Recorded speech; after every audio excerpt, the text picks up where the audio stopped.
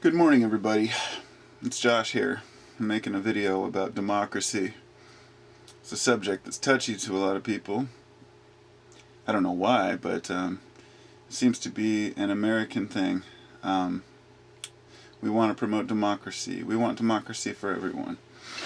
And growing up, always wondered, well, I was never a political person. And I always wondered, what exactly is this deal between democracy and a republic? And I've heard people argue we are a democracy. I've heard people say no, America was founded as a republic. The argument goes deep and divides many people among many mundane lines that are really unnecessary because they're both failed forms of government. I've had disputes with people about this, and folks say, well, democracy is a great form of government. There's a famous quote by Winston Churchill, and he said, democracy is the worst form of government, except for all the others that have been tried. And that is one saying that stuck with me since I heard it. I never forgot it. It was the perfect example of how it's the best we've got right now. Now, something I did not know, well, this is something interesting because it was kind of stuck in my head this morning. It's early, I just woke up, sorry. But I had this thought stuck in my head about a poem that I wrote many, many years ago. I don't know how many years ago, but it must have been at least 10, I think. And the first line of the poem says, democracy has crash-landed in hell, said the man, all covered with blood, or all covered with guilt, a gun in his hand. And in my mind, when I wrote that line just resonates with me still to this day, that what I pictured was a soldier standing there amidst battle, covered in blood, saying, this is democracy. And something interesting that I found out yesterday that really kind of drove this home was that Plato, the philosopher Plato, was strongly opposed to democracy.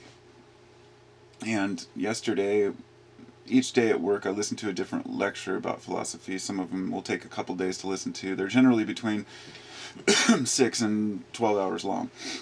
And people at work think I'm crazy, but that's what I listen to. And I got my headphones on, and sometimes something will come up that'll really resonate and or at least explain something that I've been wondering for a while. And when he started talking about Plato, I thought, okay, well, this is a philosopher who spent his life pondering justice, fairness, equality. The idea of a philosopher, okay? And you're all philosophers, okay? Don't let that word be tainted by modern day. The word philosopher merely means philosophos, or lover of wisdom, okay? Lover of wisdom. Philo, love of, Sophia, wisdom. It's very simple. If you're a lover of wisdom and you're seeking knowledge, you are a philosopher. And I think that we connotate this with a guy with a beard sitting there doing experiments or writing big, long, thoughtful books about life, and that's just not it. That's what some philosophers do. The reason why I say that is because I respect the ancient philosophers, and even up to the modern day, because these are people who dedicate their lives not just to knowledge. See, this knowledge is based in wanting to change things that are wrong with the world.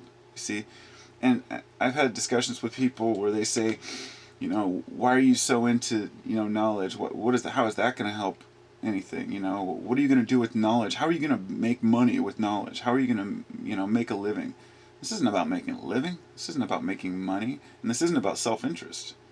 This is about learning what is wrong by understanding history and hopefully being able to better our future with that. Now, I know a lot of people think it's out of our hands. Say, it is what it is. We've created this society. It's going to destroy itself. They've been saying that for a really long time. As Lobo said the other day, the end times come all the time. And it's easier to throw in the cards than to really think about where we're at. So when we start really processing, we realize, what is democracy? Okay? What is a democracy, and how has it worked for us? Or has it worked for us? And this question's been going over in my head for a long time, because I live in a democratic society. I live in a country which we have elected officials. Now, let me explain why I am now opposed to democracy. Because I wasn't before, because I didn't understand it. And a philosopher must be willing to change his ideas on what's important all the time. It means that I've gone through so many different frustrating changes. Rather than sticking by my guns, like people say, oh, well, this person is a... let's take it to the political arena for a minute. What do they call a person who changes his mind? It's a... fuck, I can't even remember it now. It was a wishy-washer or something. Wishwasher. I can't remember. It's the one who cannot make up his mind or changes anything. So politicians are afraid to change their mind on any idea, because if they do so, it corners them into saying you were wrong. Now, the very few politicians who have stepped up to the plate and said, yes, I once thought this, I was wrong, but now I changed my mind on it, they're still made fun of, as if they should have known in the first place. And a good philosopher will change his ideas to fit the new knowledge, and the new knowledge I have is that democracy has failed. And it's not that I think we should abandon it, because right now it's the best we have. So that goes back to the Winston Churchill thing. It's the worst form of government we have, except for the others that have been tried. And I want people to realize that politics isn't something that just people just know how to do. I mean, these are systems that we've created in order to try to help all men, right? At least this was the goal, to try to assist us, to have an elected government body to take care of issues that the average person doesn't have the time or knowledge to do. And this is why politicians are there. It's their job. I don't hire a cook to come help me build my house. I hire a carpenter. And likewise, you don't hire somebody with a lot of just general life experience, or just the random guy who's never been into politics, and elect him as an official. And I know a lot of people think that would be the way. Take the average Joe, put him in charge. They wouldn't know what to do, okay? And none of us would know what to do. Not one of you could be put into political office and be able to function the way a politician does, because... and I'm not saying nobody's capable of doing this. I'm just saying that the good people out there, the ones who really want to make a change, if you were put into office, you would see the corruption. It would devastate you so badly you might not even want to be there anymore. And the corruption part is where I wanted to go with this, because this is why, and I'm going to explain why democracy has failed and will always fail. A democratic society requires the election of officials to represent us.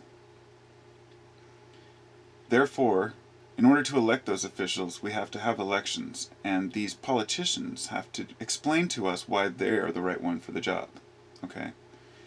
Now, how many of you have lied on a job application? I mean, not everybody, but I know I have. Maybe I threw a little bit extra work experience in there, or said I did something I didn't. Not very often. I was usually pretty content with it, but I know I've done it before. I've said I graduated high school, and I didn't. I made it through my senior year, but I never graduated. But in my mind, I learned all I needed to know. So on my applications, I would say I graduated. Now, when a politician does this, it's just a big no-no. This is because we want trustworthy people in office. But if we're not trustworthy, how do we expect them to be trustworthy? In other words, they're just human. And the problem with the elections is that when we put people into office and we elect them, we are forced to vote for the person who appears to be the best candidate. We can't have all the answers or know all the details about a person. And these people have to lie their asses off and then get corporate financing. Now, this is where I'm going with this, because this is the most important part of this whole... the reason why democracy doesn't work anymore. It's because corporate interests are always in support of political officials who are going to cater to the needs of those companies, okay? Now this is obvious, that we know this. This is corporate interest. I mean, this is why, this is why Monsanto officials go back and forth between the government and working for Monsanto. This is why presidents have all been members of the same groups. This is why, we have these particular types of people in office. It's because we need a kind of conniving person in order to take that podium, okay? I made a video the other day about alpha males and the alpha male complex, and I was actually surprised at the response I got. I got like 3 private messages about that video, which I don't get very private messages about a video very often. And it was an interesting concept because I talked about matriarchy and patriarchy, running male and female, running the show. And I made a comment that a couple people, well, one guy opposed to, about a matriarchal society. Actually, 2 people opposed that, and one of them was a woman. And said that no, that women are too this and that. And usually it's women that say that women shouldn't run the show, okay? Because guys don't want to say that because, guys aren't supposed to. They're guys, right? Well, the men are too brutal. The women are too passive. What is in the middle? Well, we have men and women, okay? Sharing and exchanging this, how to run the show. But at the same time, they're still bought off by companies, okay? Now, if this elected official does not cater to the company, now the companies don't cater to the people, okay, first off. It doesn't matter how big of a company you make, it doesn't make more jobs. It just, maybe it makes more jobs for one group and takes more away from the other ones. That's just how it works. There's only a certain amount of work out there. And when others are taking more than their share, it leaves not very much for the rest. And this is where a democratic society goes. This is where capitalism leads. It leads us into the gutter, okay? Because by capitalism, we're trusting the system will work itself out, that people will help one another. And in an educated society, that's exactly what could happen, where people are aware of how their actions affect others. But they're not. They're told that you got to get what you get and get out. And if you don't get your share, then you're just going to be a loser. And so they're willing to tread on as many people as they need to get their status. And this is what politicians do. And this is how democratic societies run. Now, what I've had people accuse me of being a communist or socialist. I find that ludicrous because socialism and communism is a failure too. Utter failure. Telling people that they're all the same and that they all should have the same rights and the same amount of money, the same amount of food, that to me defeats the purpose of being human. And that may sound inhuman to some people who know me, but the truth is, you can't share everything equally among the people, okay? You can't. Because if you do, then people get lazy, okay? And I don't mean that figured literally like for every person is going to become a lazy bum and live off the system. What I mean by that is the motivation and incentive to do great things comes from perhaps the idea of having more money or payment for it. And that's the biggest problem that we have with our society. However, it's the biggest benefit to moving forward. And some people say, well, we're moving forward too fast, we don't need all this junk. And that's not what I'm talking about. Not all the junk, not all the stupid iPods and crap and new speakers and stuff they make. I'm talking about breakthroughs in health and medicine. Things that can help us have longevity and happiness in our lives. And those things don't come easy, but they shouldn't have financial interest behind health. You see what I'm saying? We have pharmaceutical companies that are helping to elect officials which will support the pharmaceutical companies so we can keep natural herbs off of the shelves. Or try to put vitamin C, they try to make vitamin C only bought with a prescription. They've been trying to do this with vitamins for years. Because as long as people can take vitamins and stay healthy, they don't need all the, basically anything that a person needs, somebody wants to make money off of, okay? This is where democracy and capitalism lead. And so what do? I'm not sitting here saying that I have a better answer. Because if anybody had a better answer, it would have been tried by now, okay? This isn't something that I'm not sitting here complaining saying we should be doing something different. I'm not a socialist, I'm not a capitalist, not a communist. I'm just a person. I'm not an ist, okay? I don't have an IST after my title. I'm just a person. I don't even like to call myself a humanist, because that would mean that I'm putting humans above nature. And I don't. I think that, and back to what I was talking about this thing, and I want to clarify this before I go, is why I don't think that things should be divided equally among the people. Because some people don't have the motivation or the desire to make an effort to make things happen, okay? And I could go into welfare and all that, and there's a lot of people who say, oh, I hate people who are on welfare, I can't believe they're taken from the system. Other people who say, how dare you say that, people have to eat. And then there's the ones in the middle who just keep their mouth shut because they know that some people out there really need welfare. Some people really need it and have no option for work. And then some people are just using it to abuse the system so they don't have to do anything. And this is a form of socialism, giving people money. It's the way that we kind of socialize our capitalism, in other words. If we went full-blown capitalist and gave no money to anyone, then our society would fail and fall apart. So we keep pumping out the food stamps, keep pumping out the health care. People get all upset about it, not knowing the details. Meanwhile, the whole form of government is just failing. It doesn't mean that we have to abandon it right away. It just means that people need to realize it's not the actions, it's the system. It's the system that we support and the system that we promote. I mean, look at how many Americans say, yeah, we need to promote democracy around the world. You know, it's like telling your buddy, you know, that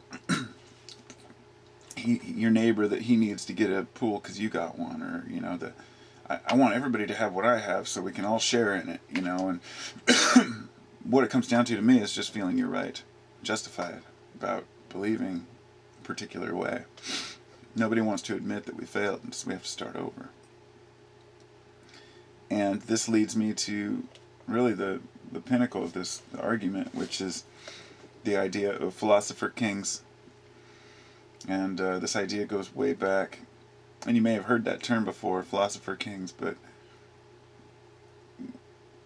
this particular conversation gets a little heated with some people, because you mention the word king, and people instantly go to the monarchy and they say, no way, we don't do that, we're past that. In other words, I've heard a lot of folks say, America's moved past the kings and queens, and we have a democracy now. Assuming that that's better, okay?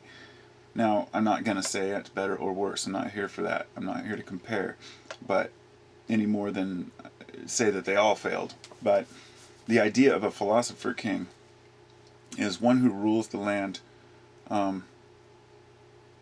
yet is a philosopher, a lover of wisdom, one who truly seeks to help and help the people. And to me, if human greed was the default, if by nature humans were just all selfish, then all kings and queens would have destroyed their lands long ago by plundering and pillaging their own lands for their own goods. And they did, to a degree. But to a degree, they understand that you have to leave the system. You have to keep the people happy, or else the system will implode on itself. So, I'll give you an example. If a king, a lineage of kings, kings, whatever, rules a country, and that king fucks up bad, he's at the will of the people. Okay, the people are going to revolt. There have been plenty of castles being raided by the people. So there has to be a certain degree that they keep the people happy, which means that they can't go around lying and bullshitting and changing their minds later, because they are the how do I put this? As opposed to having an elected official who we put into office, who tells us what we want to hear for 4 years, and knows that as long as he tells us what we want to hear, we'll be fine. Because once he's gone, he doesn't care anymore. Past presidents don't give a shit what we think about them. It's over for them. They had their time. At the most, they might try really hard the first 4 years so they can get elected again. But the thing is, they're going to be out of office. They're going to be gone. And they know that. So all they have to do is just make the companies happy, make the people think they're happy. Whereas, that hierarchy system that with kings, and it fails because there's so much selfishness within that realm of being rich. I just hang this up now. I don't really know where to go with it other than I just wanted to kind of tie in democracy and explain why I think democracy has failed. And I'm hoping that our future leaders will be able to get together with the rest of the world's leaders and discuss a rational approach to, well, see, it gets into this whole New World Order thing. People start thinking, this is what people are afraid of, People have been trying to make a world government that we can all live by, but all of a sudden that becomes way too dominating and controlling. And but there's two sides to this. There's one side of people who have been working towards a one world government. Okay, you hear about the Illuminati, whatever you want to call it. That these people want to be in charge so they can take everything for themselves. And then there's another side of people, who want a one world government in order to promote peace and love towards all people. And they both get tied in together as if, any government that wants to dominate, that's a selfish act. And I think that's human nature. We don't want government imposing on who we are. But as soon as we have a problem, we want the government there to back us up. I'll save that for a different video. I'm going to do that. Peace. And hope you're all doing well.